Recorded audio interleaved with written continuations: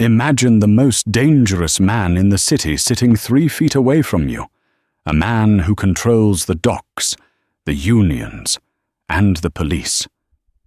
Now, imagine his 4-year-old son is screaming his lungs out, and nobody, not the bodyguards, not the terrifying father, can stop him. The tension is so thick you could choke on it. One waitress, risking her life, steps forward. She doesn't tremble. She doesn't apologize. She looks the Don in the eye and delivers a sentence that changes everything. He's not being a brat, sir. He's grieving. This is the story of how a spilled glass of milk and a broken heart brought an empire to its knees. The air inside Giovanni's, the most exclusive Italian restaurant in downtown Chicago, was usually filled with the soft clink of silver against china and the murmur of 6-figure deals being made. Tonight, however, the air was filled with a sound that made the blood of every patron run cold, the relentless, high-pitched screaming of a child. At table 4, the best table in the house, sat Alessandro Conti. To the FBI, he was a person of interest in a dozen racketeering cases. To the city, he was a legitimate businessman with interests in construction and shipping. To the staff at Giovanni's, he was the man you did not disappoint, unless you wanted your employment and possibly your health terminated abruptly. Alessandro was a statue of icy rage. His charcoal suit was immaculate, his dark hair swept back, his jawline sharp enough to cut glass, but his eyes, usually calculating and detached, were darting frantically toward the small boy in the high chair next to him. Matteo Conti, 4 years old and heir to a criminal empire, was inconsolable. His face was a mask of red, wet misery. He wasn't just crying, he was wailing, a guttural sound of pure distress that had been going on for 10 minutes. "Matteo, basta," Alessandro hissed, his voice low but carrying the weight of a thunderclap. The boy didn't stop. He threw his head back, his small fists beating against the wooden tray of the high chair. A silver fork clattered to the floor. The restaurant manager, a sweating man named Philip, hovered nervously a few feet away, looking like he was about to faint. "Mr. Conti, perhaps? Is there anything we can get for him? Ice cream? A toy?" Alessandro ignored him. He looked at his son, and for a fleeting second, the terrifying mask slipped. There wasn't anger in his eyes. There was panic. Pure, helpless panic. Alessandro could negotiate peace treaties between warring families. He could order a hit without blinking, but he could not stop his son from crying. "He wants to leave, boss," grunted Rocco, Alessandro's head of security, who was standing by the pillar, his hand hovering near his jacket pocket. "We should go." "I am not leaving," Alessandro snapped. "He needs to learn to eat in public. He is a Conti." Matteo screamed louder, knocking over a glass of water. It shattered.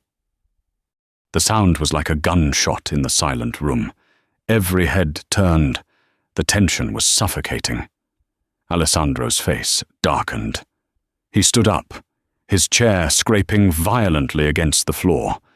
He grabbed the boy's arm, perhaps a little too roughly in his desperation. "That is enough!" Alessandro roared. The room went dead silent. Even Matteo hiccuped and paused for a second before inhaling to let out a scream that promised to be ear-splitting. That was when the tray appeared.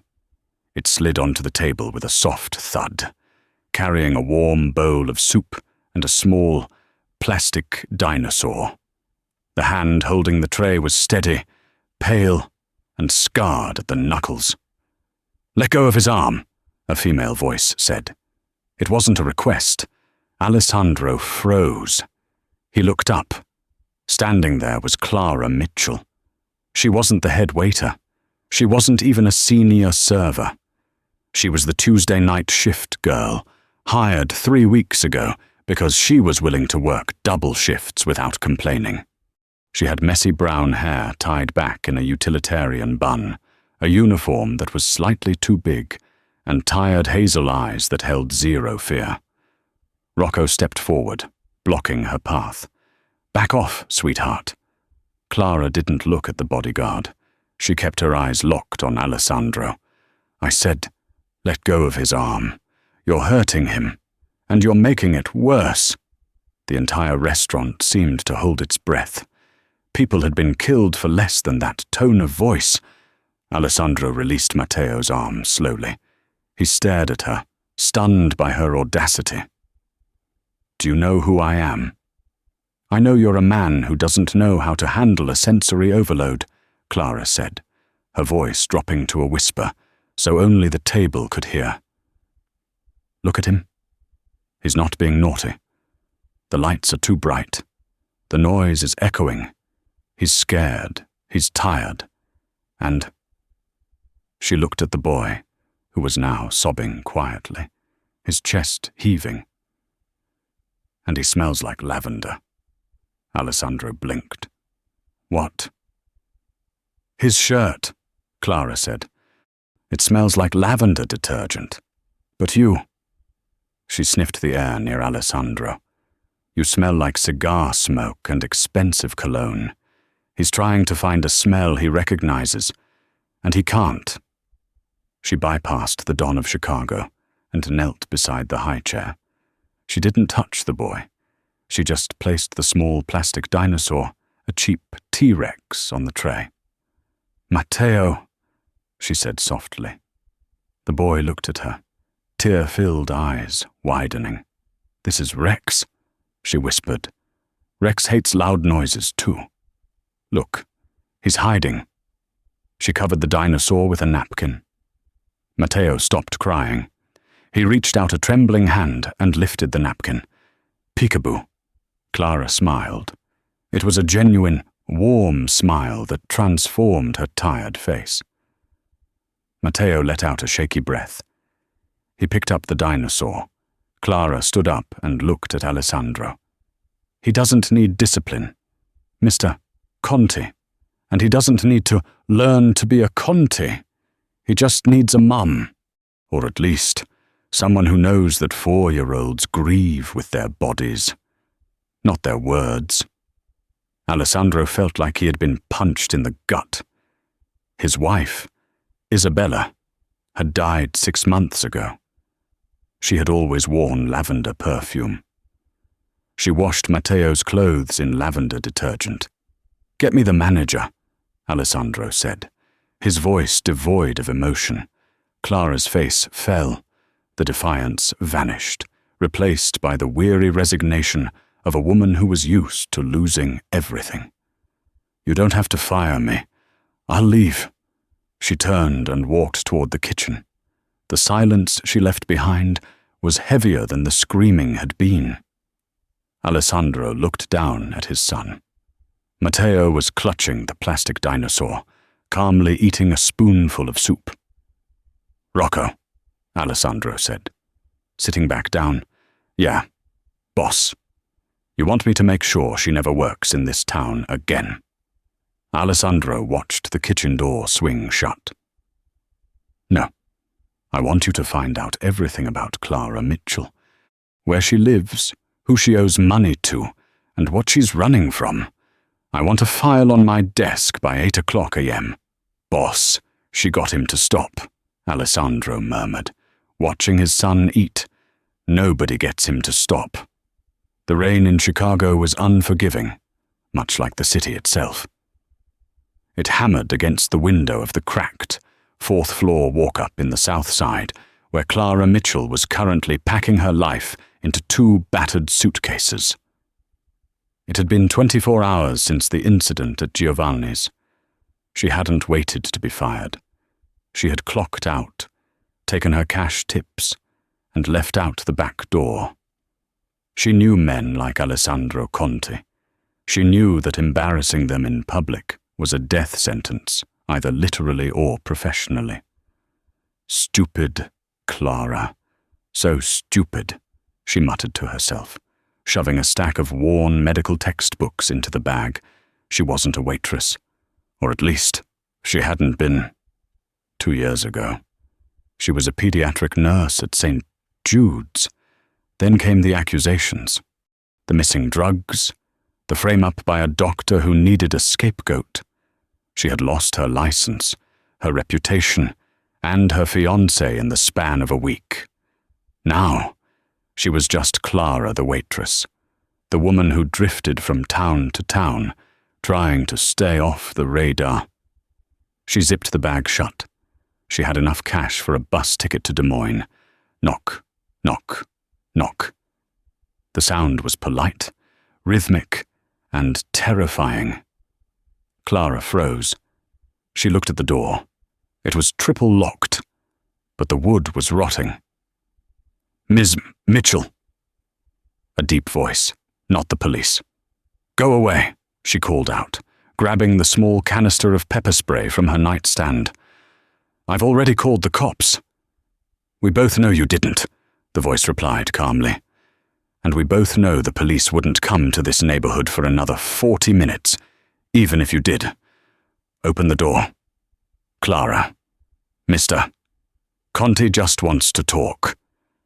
"Mr. Conti." Clara's heart hammered against her ribs. She weighed her options. If they wanted to hurt her, they would have kicked the door down already.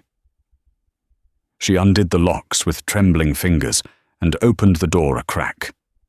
Standing in the hallway was the bodyguard from the restaurant, Rocco.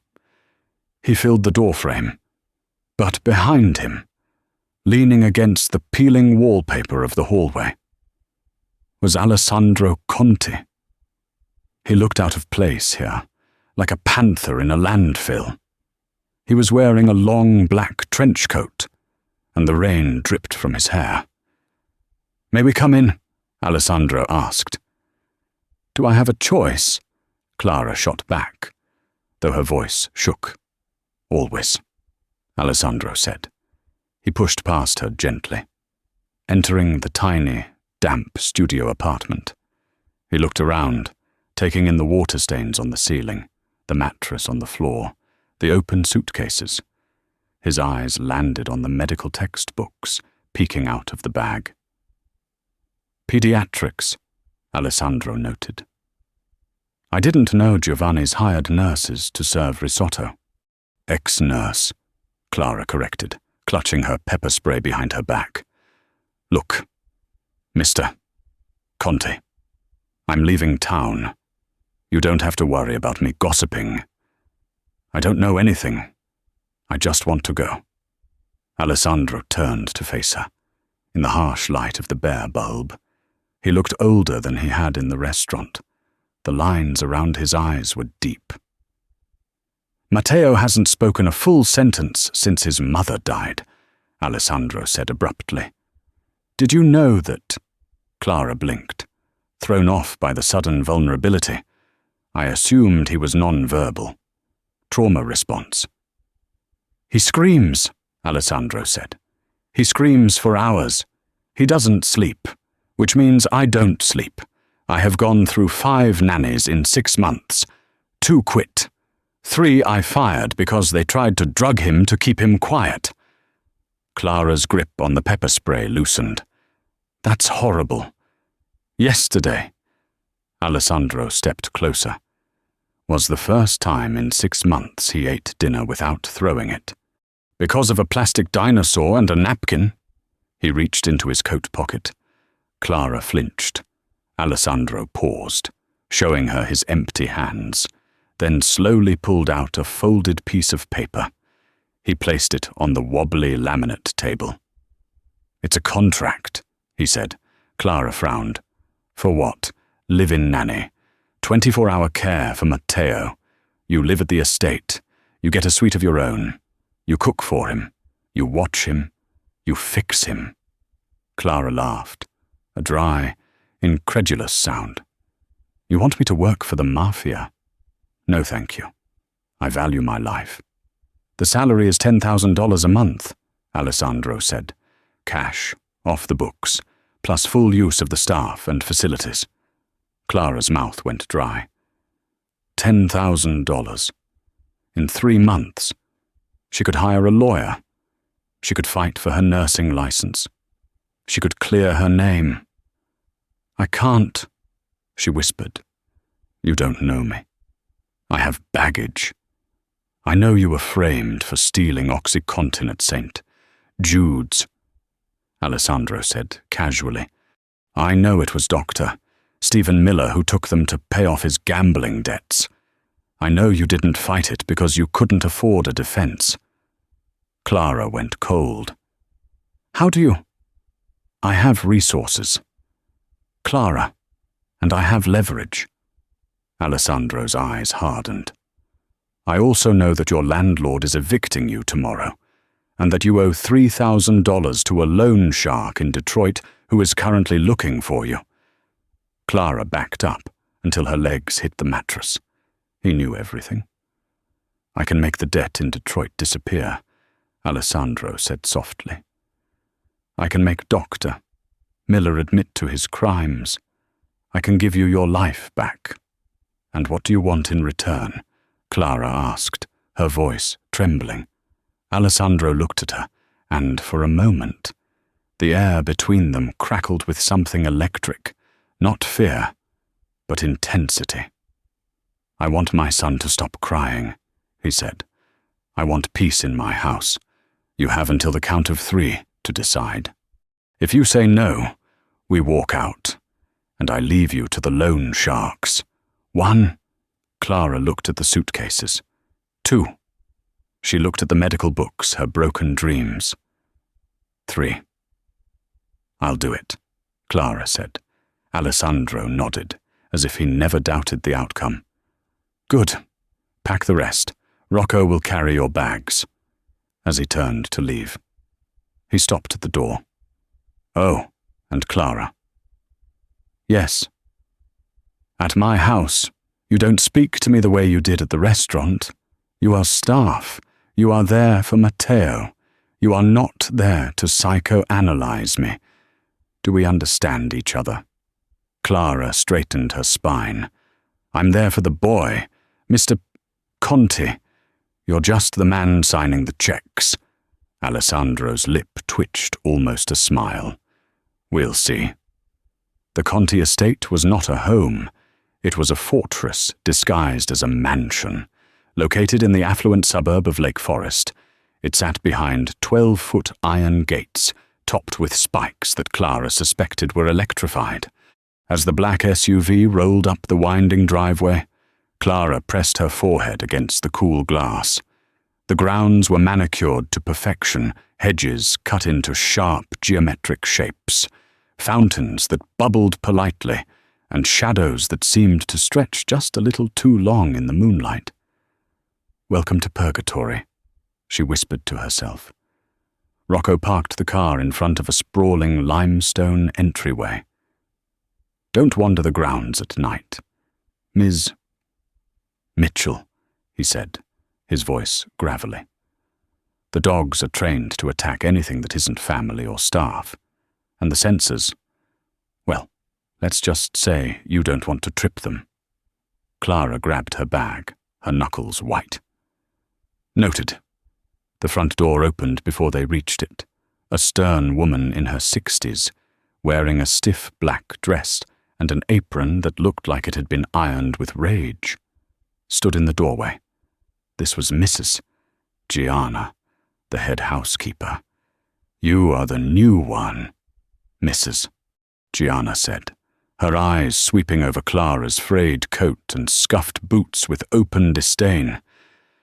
Mr. Conti has a habit of bringing home strays. I assume you will last a week, like the last one. I'm not a stray, Clara said, straightening her back. I'm a nurse, and I intend to stay as long as Matteo needs me. Mrs. Gianna sniffed. We shall see. Your room is in the east wing, next to the nursery. You are on call 24 hours a day. Meals are taken in the kitchen, not the dining room. You do not speak to Mr. Conti unless spoken to, and you do not touch anything in the West Wing. That is Mr.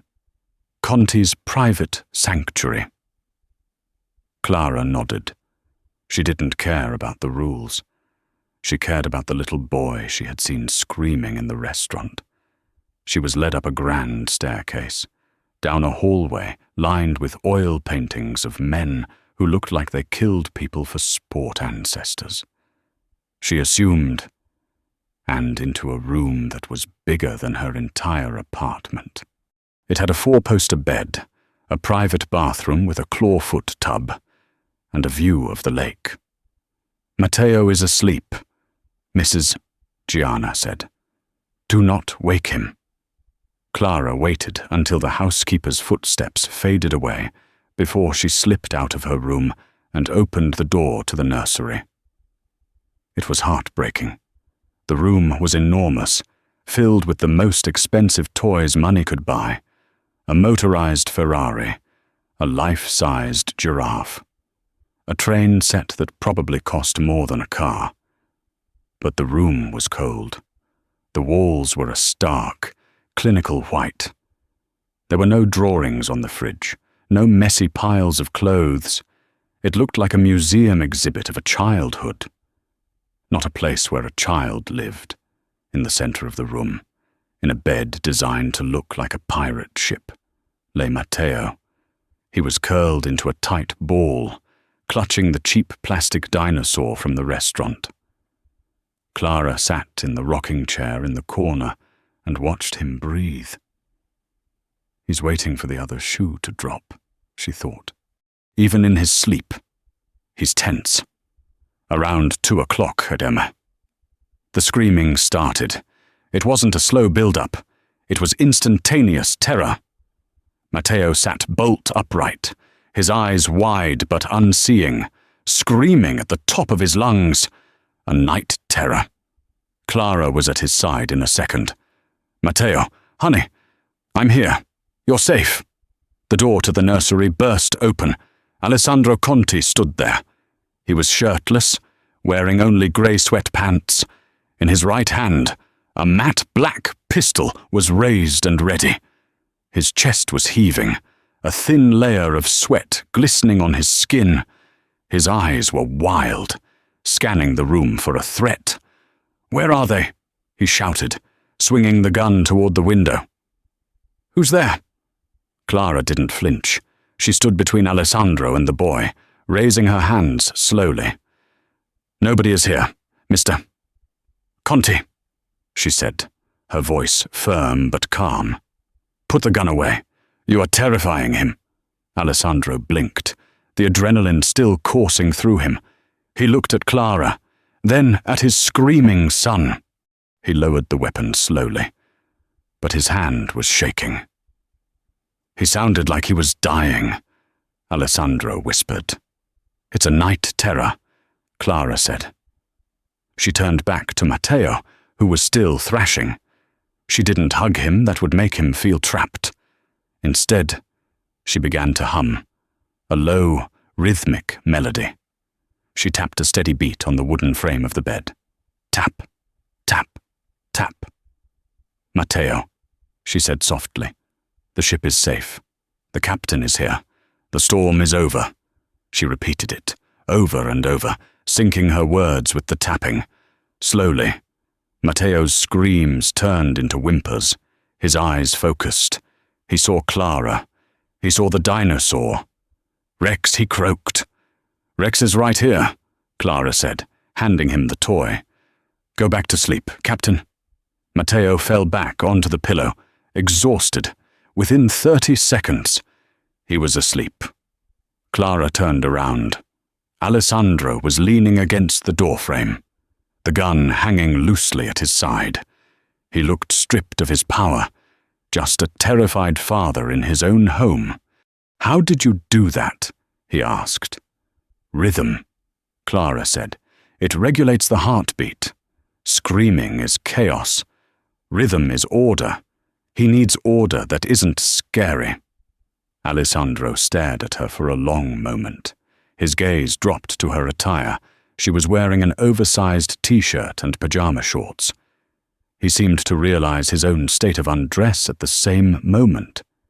He shifted, hiding the gun behind his leg. I thought. He ran a hand through his hair. I thought someone had broken in my line of work. Screams usually mean blood. Well, in my line of work, screams mean fear, Clara said. Go to bed. Mr. Conti, I have the watch. Alessandro hesitated. He looked like he wanted to say something thank you, perhaps, or an apology. Instead, he just nodded once, his face returning to its mask of stone. Lock the door, he commanded, and walked away into the darkness of the hallway. Clara let out a breath she didn't know she was holding. She walked to the door to lock it, but stopped. On the floor, where Alessandro had been standing, was a single drop of blood. She looked down the hall. He had stepped on a Lego brick in his barefoot rush to save his son, and he hadn't even flinched. He loves him, Clara thought. He loves him so much it hurts. 3 weeks later, the atmosphere in the Conti estate had shifted. It wasn't warm yet, but the ice was cracking. Matteo was eating. He was speaking in short sentences. And, most importantly, he was laughing. Clara had instituted a messy hour every day at 4 p.m. where they made slime, finger-painted, or baked cookies that turned out rock hard. Gianna was horrified by the flour on the floor, but Alessandro had given a silent order. Let her do whatever she wants. But the peace was fragile. On a Friday evening, the tension in the house spiked. A fleet of black SUVs pulled up to the driveway. Men in suits with earpieces swarmed the grounds. What's happening? Clara asked Rocco, who was checking the perimeter of the kitchen garden. Business dinner, Rocco grunted. The heads of the 5 families. It's a peace summit. High stakes. Keep the kid upstairs and quiet. If he interrupts, it's not just embarrassing, it's weakness. And in this room, weakness gets you killed. Clara nodded, gathering Matteo up. Come on, Captain. We're going to build a pillow fort. Up in the nursery, they built a massive fortress out of blankets. But around 8 p.m., disaster struck.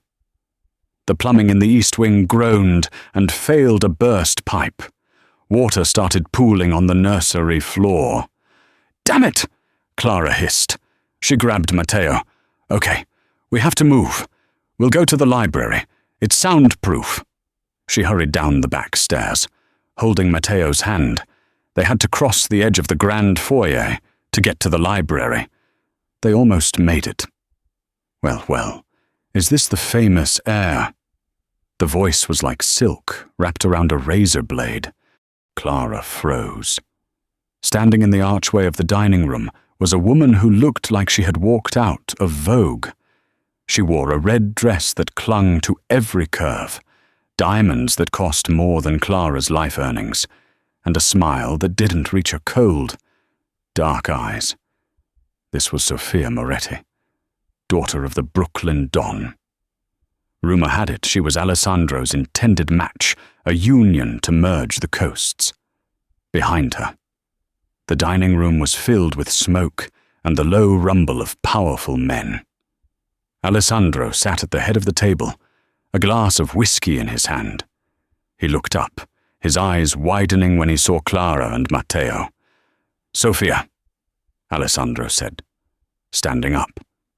Let them pass. Sophia stepped closer to Matteo. The boy shrank back behind Clara's legs.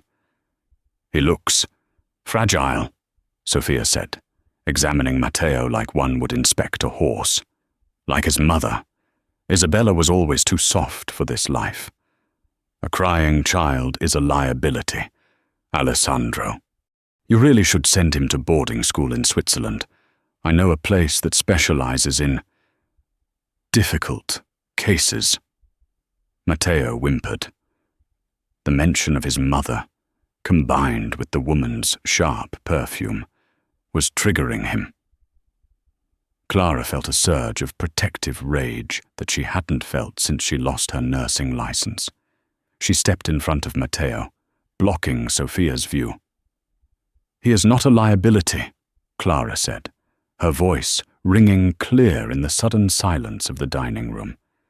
Every don at the table turned to watch. "And he is not difficult. He is a child." Sophia laughed, a cruel, tinkling sound. "And who are you? The help you have a lot of mouth for a servant." She reached out a manicured hand to touch Matteo's hair. Poor little thing, broken before he even started. Smack. The sound echoed through the hall. Clara had slapped Sophia's hand away. The room went deathly still. Rocco's hand went to his gun. The bodyguards along the wall tensed. "You did not touch a Moretti." Sophia looked at her hand, then at Clara, her face twisting into a snarl. "You just made a very big mistake, little nurse." "Don't touch him," Clara said, her voice shaking but defiant. "You are scaring him. I don't care who you are.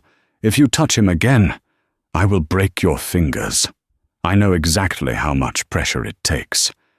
I'm a nurse. Remember?" Sophia raised her hand to strike Clara. "Enough!" The shout came from Alessandro. He was at their side in 2 strides. He grabbed Sophia's wrist in midair. His grip was iron. "Alessandro!" Sophia purred, though she winced. "Your servant assaulted me. Teach her a lesson." Alessandro looked at Sophia, then at Clara. Clara was standing protectively over Matteo, looking like a lioness ready to fight a pack of hyenas. She was wearing jeans and a t-shirt, messy hair, no makeup, and in that moment, she looked more regal than the woman in the red dress. Alessandro released Sophia's arm with a shove. "She is not a servant," Alessandro announced to the room.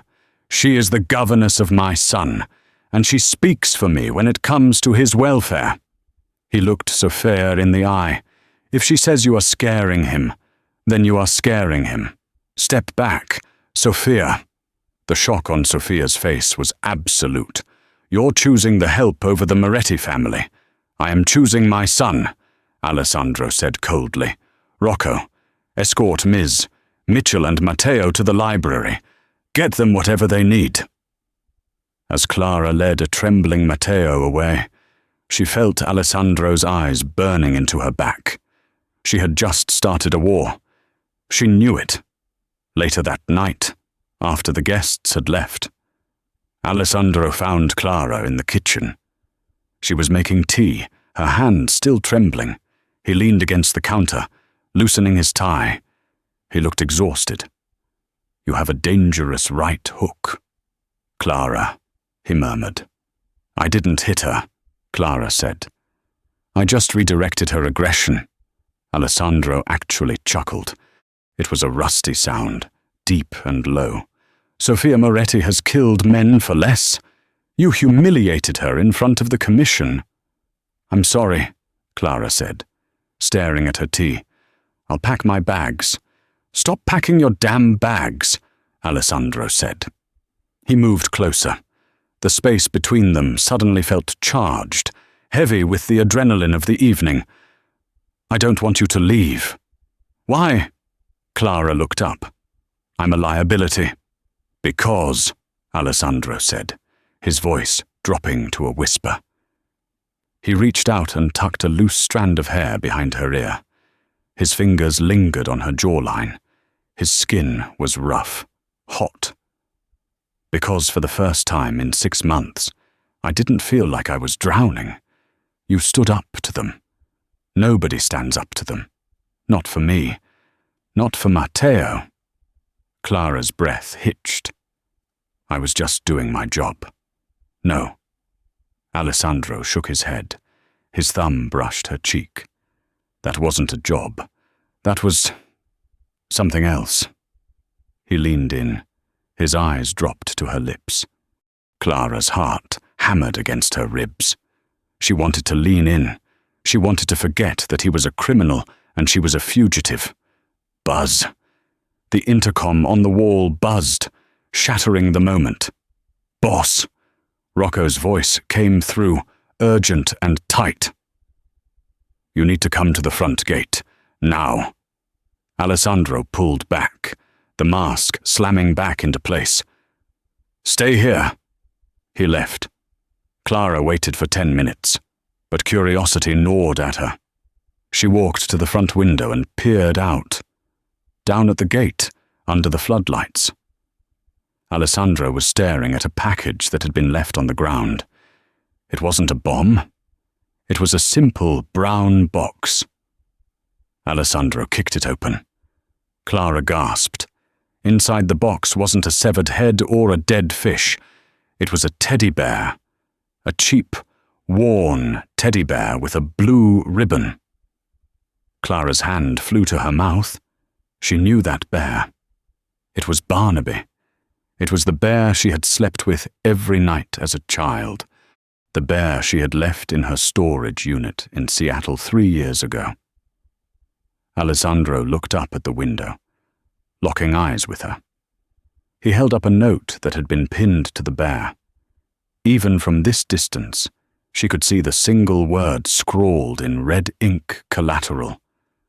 The war hadn't just started. The enemy was already inside the walls, and they knew exactly who Clara was. The library was silent, save for the crackling of the fire Alessandro had lit, though the room was already stiflingly warm. On the mahogany desk sat the teddy bear Barnaby. Its button eye seemed to stare accusingly at Clara. "Talk," Alessandro said. He wasn't yelling. He was standing by the window, staring out at the floodlit grounds where his men were currently sweeping for bugs, bombs, and intruders. His voice was terrifyingly calm. Clara sat in the leather armchair, her hands clasped so tightly her knuckles were white.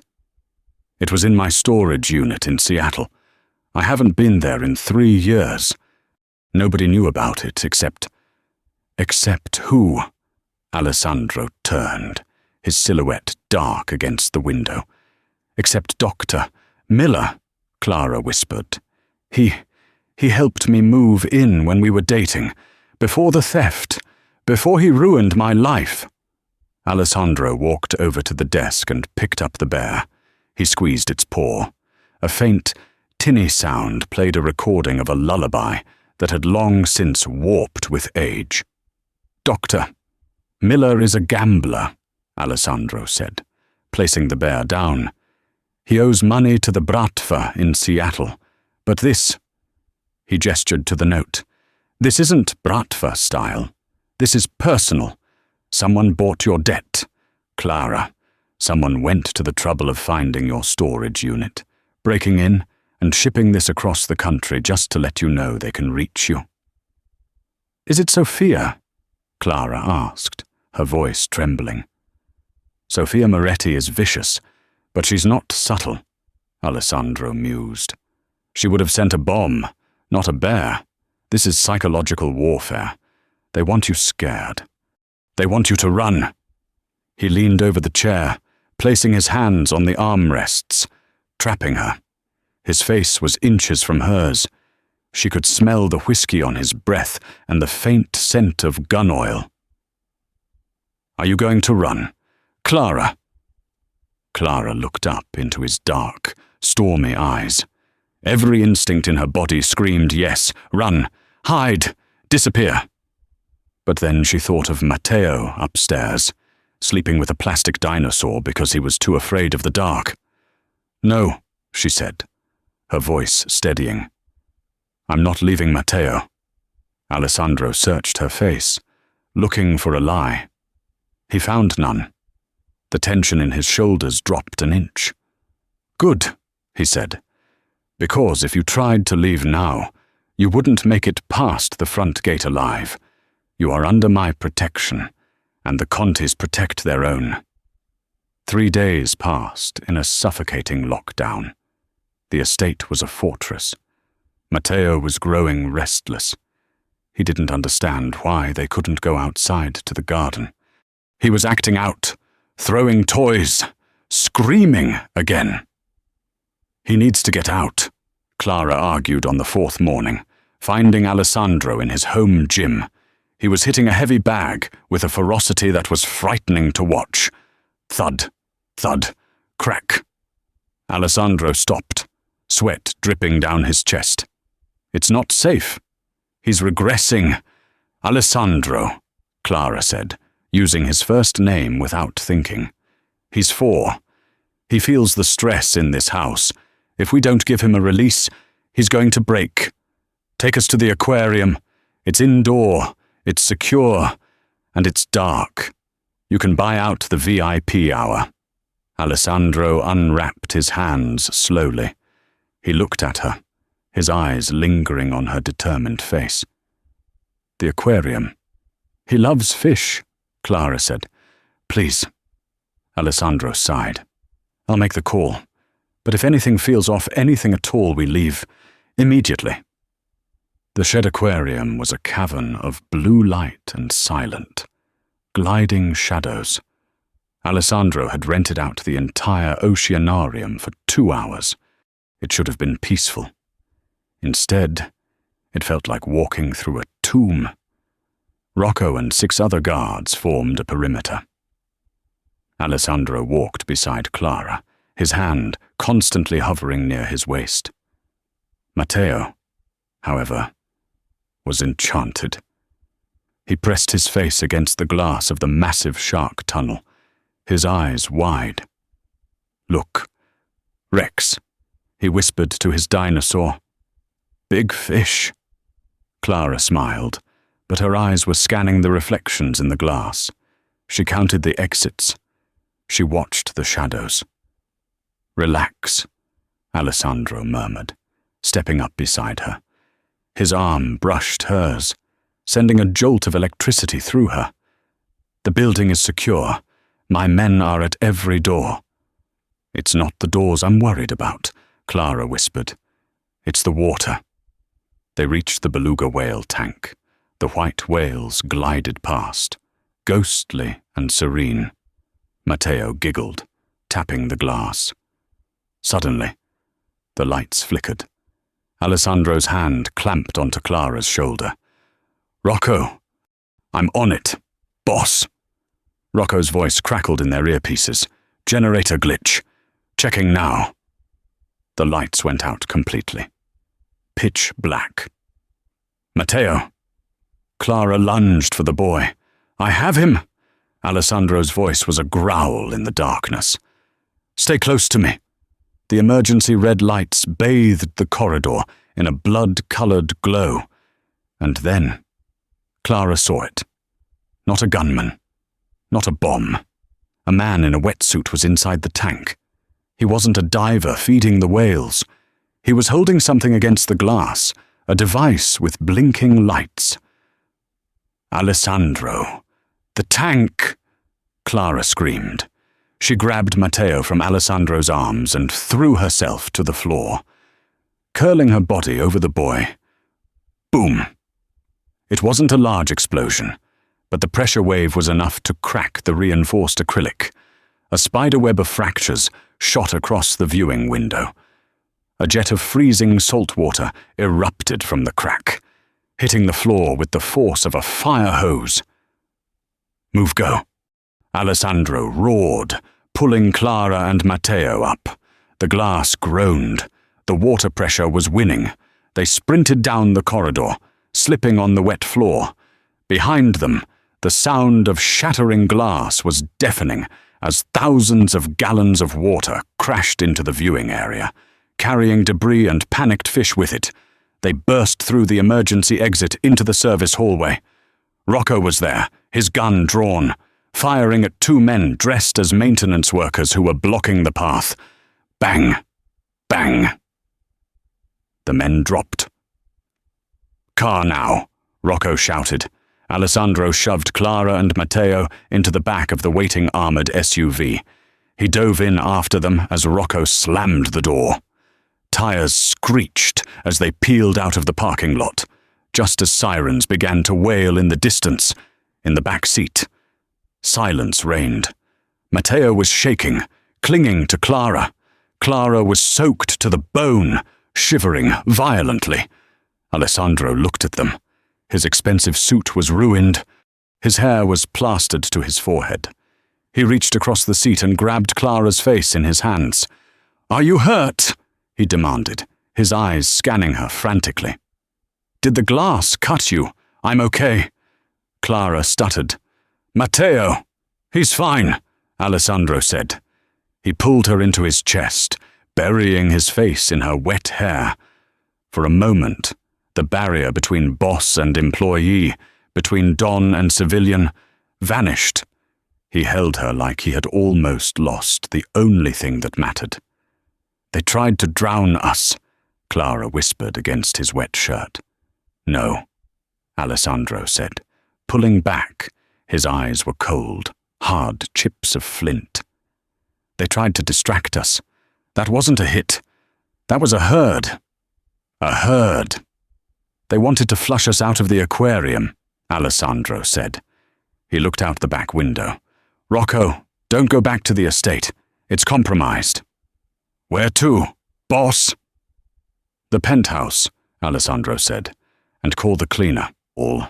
I want to know who was in that tank, and I want their head on a spike by midnight." The penthouse was a fortress in the sky, located on the 91st floor of the Trump Tower. It had bulletproof windows, a private elevator, and a view of the entire city that looked like a grid of golden embers. It was stark, modern, and completely devoid of warmth until they arrived. Clara stripped Matteo out of his wet clothes and got him into a warm bath. The boy was in shock. Silent again. He wouldn't let go of the plastic dinosaur. "It's okay, baby," Clara soothed, washing the salt water from his hair. "We went on an adventure, like pirates. We had to swim away from the sea monster."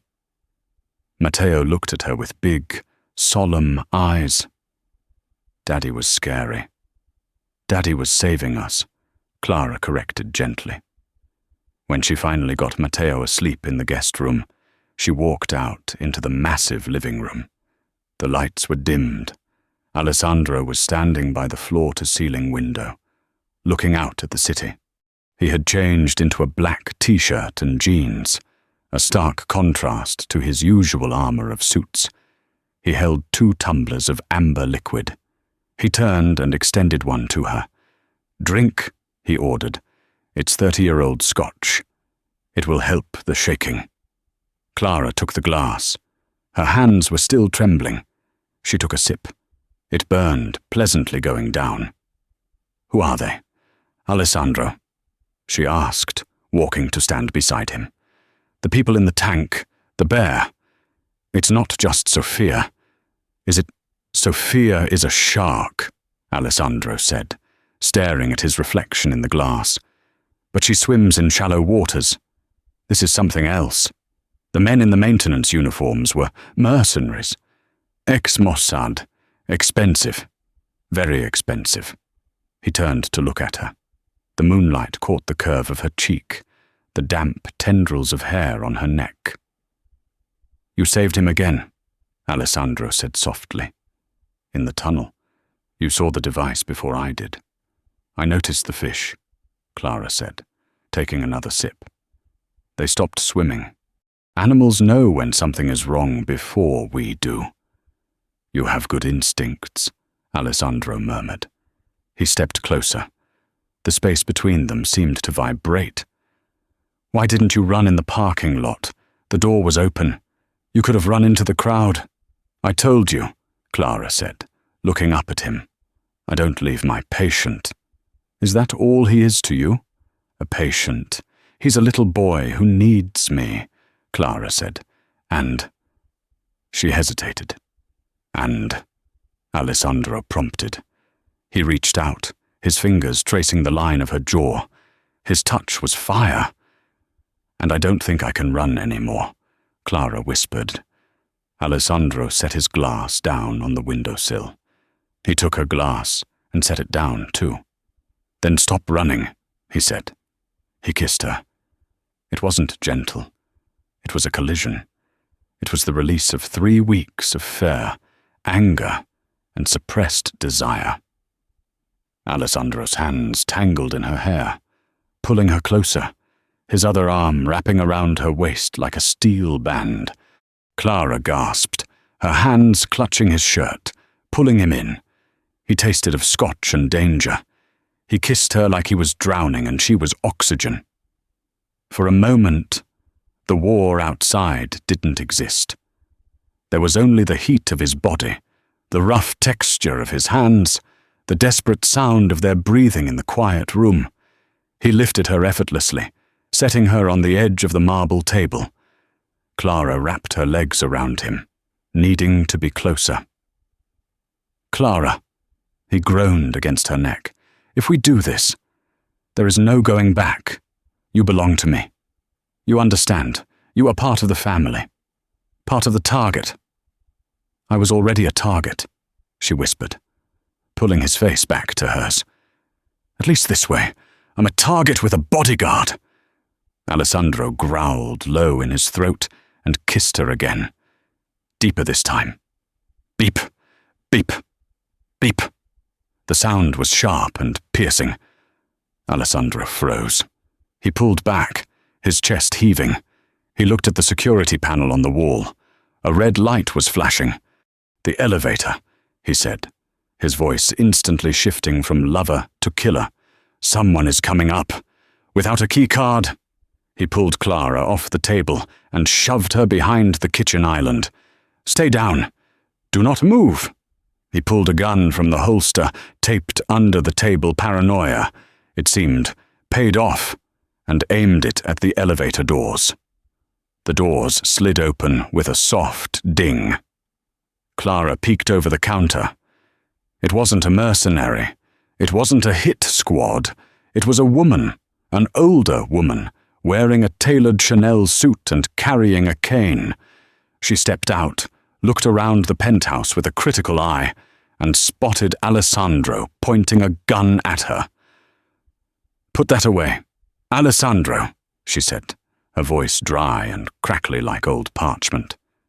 "You look ridiculous."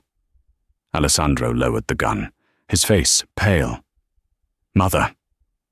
Clara's jaw dropped. This was the matriarch, the infamous Elena Conti, who had supposedly retired to Sicily 10 years ago.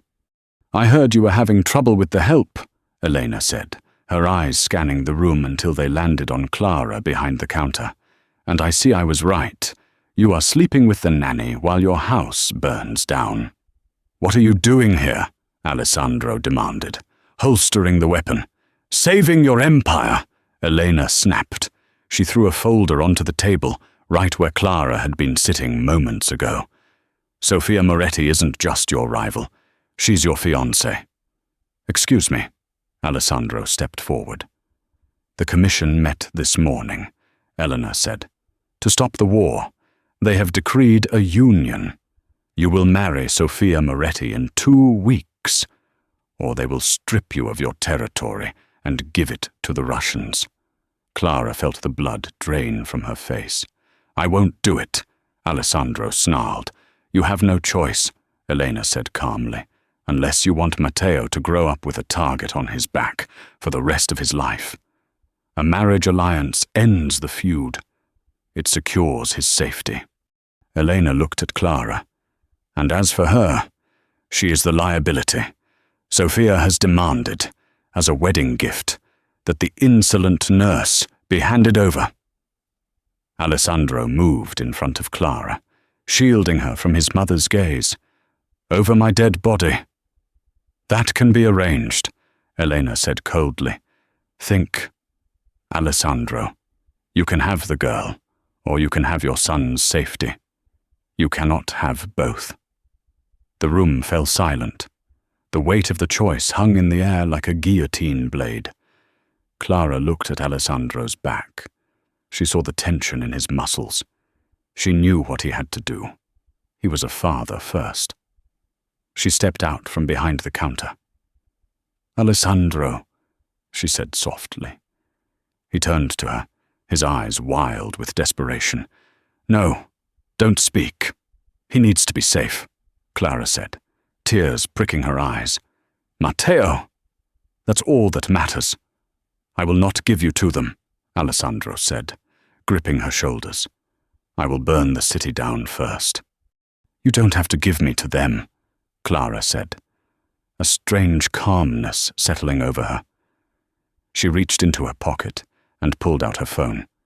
"Because I just called the police." Alessandro froze. "What? I called 911. Clara lied, her voice shaking only slightly. "I told them I've been held hostage by the Conti crime family. They're on their way.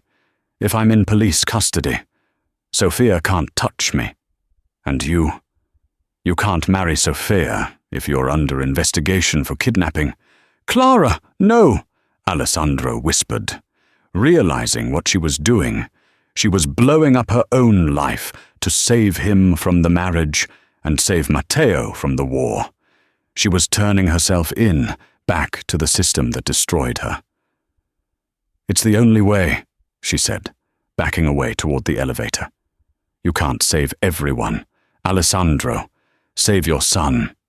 The elevator doors opened behind her. She stepped in. "Clara." Alessandro lunged, but the doors slid shut. As the elevator descended, Clara slumped against the metal wall and sobbed.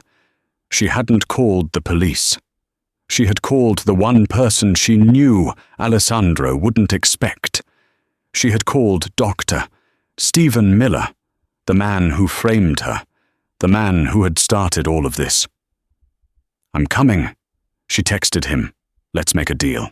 The abandoned medical supply warehouse smelled of rust and betrayal under the flickering halogen lights. "Doctor." Stephen Miller stood shaking, a revolver loose in his grip. "I had no choice. Clara," Stephen stammered, his eyes darting to the shadows. "They bought my debt. They want you. He's right." The click of heels echoed on the concrete. Sophia Moretti emerged from the darkness, flanked by two massive bodyguards. She wore a pristine white trench coat, looking like an angel of death amidst the grime. "Alessandro is too sentimental," Sophia sneered, circling Clara. "He thinks he can protect you. But I will not be the second choice again. I won't play stepmother to a crying brat while his father pines for the help." She signaled her guards. "Grab her. Make it look like a drug overdose. The police won't investigate a disgraced nurse relapsing." As the guards advanced, Clara backed into a crate. She had one card left to play a bluff. "Wait," Clara screamed. "Matteo knows." Sophia paused, hand raised. "Knows what?" "He knows what you did to his mother." Clara lied, her voice steady despite her fear. "That's why he screams when he sees you. He remembers the smell of your perfume. He saw you switch the pills. Sophia." Sophia's face went rigid. The mask slipped. "He was 3 years old. He was asleep. He was awake." Clara pressed. "He saw you poison her." "She was weak," Sophia shrieked, her composure shattering. "Isabella was holding the family back. I did it for the families, I did it for us." Crash. The skylight above them shattered. A figure descended on a rappel line, landing with the force of a wrecking ball. Alessandro Conti rose from the crouch, a silenced pistol in his hand. Before the guards could react, he fired 2 precise shots, disarming them. "Alessandro!" Sophia gasped, stumbling back. Alessandro didn't look at her. He moved instantly to Clara, shielding her with his body. "I told you," he said, his voice deadly calm. "Never leave the house without me." He turned to Sophia, holding up his phone. On the screen, the audio waveform was still running. She was weak, I did it for the families. Sophia's confession played back, loud and clear. I had Rocco patch into the security system, Alessandro said coldly. The commission just heard you admit to killing a Don's wife. That's a death sentence. Sophia. Sophia's face turned the color of ash. You can't. I can, Alessandro interrupted. Rocco, take them. Rocco and a dozen men swarmed the warehouse. As a screaming Sophia was dragged away to face Mafia justice, and Miller was zip-tied for the FBI. The warehouse fell silent. Alessandro holstered his gun and turned to Clara. The adrenaline faded, leaving only raw emotion. I was never going to marry her, he said, pulling Clara into his arms. I was coming to burn the city down for you. I had to try, Clara whispered, burying her face in his chest. We're done running, Alessandro promised, kissing her amidst the rain and broken glass. We're a family now. Epilogue. 6 months later. The Friday night crowd at Giovanni's was buzzing, but table 4 was the center of attention. Alessandro Conti sat in his usual chair, but the terrifying aura was gone. He was laughing as he wiped tomato sauce off his shirt. Next to him, Matteo was happily smashing a meatball with a spoon. Rex is hungry, Matteo announced, shoving bread into his plastic dinosaur's mouth. Rex needs to chew his food, Clara said, smiling. She sat beside Alessandro, wearing a simple blue dress. On her finger, a vintage diamond ring sparkled under the chandelier. Is everything in order? Philip, the manager, asked nervously. Perfect, Alessandro said. He reached under the table, squeezing Clara's hand. Clara leaned over, whispering in Alessandro's ear. You know, he's going to need a sibling to help him with that volcano. Alessandro choked on his wine, his eyes widening into a look of pure adoration. Is that a negotiation, Mrs. Conti? It's an offer, Clara smiled. Alessandro kissed her hand. I never leave a good deal on the table. Matteo banged his spoon. More bread. Laughter erupted from table 4, drowning out the ghosts of the past. Finally, they were at peace. And that is the story of how a waitress tamed the beast. Not with fear, but with understanding. We often think that power comes from strength, guns or money. But in the end, Alessandro Conti, the most dangerous man in Chicago, was brought to his knees by the one thing he couldn't buy, a mother's love for his son. What did you think of the twist with Sophia? Did you suspect she was the one behind Isabella's death? Or did you think it was just a tragedy? And honestly, would you have had the guts to slap a Mafia Don's fiancé in the face like Clara did? Let me know in the comments below. I read every single theory you guys post. If you enjoyed this roller coaster of a story, please smash that like button. It really helps the channel grow and lets me know you want more long-form storytelling like this. Don't forget to subscribe and hit the bell icon so you never miss an upload. Until next time, keep reading and stay safe.